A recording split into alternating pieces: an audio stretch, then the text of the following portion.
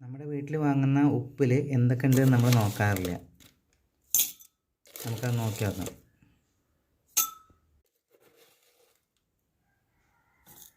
ഇത്രയും ഉപ്പെടുത്തിട്ടുണ്ട്. അതിലേക്ക് നമുക്ക് ശുദ്ധജലം ചേർക്കാം.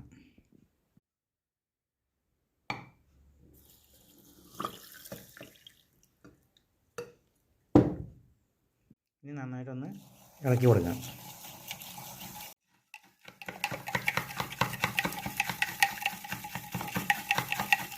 ഇനി ഒരു അല്പസമയം വെയിറ്റ് ചെയ്യാം.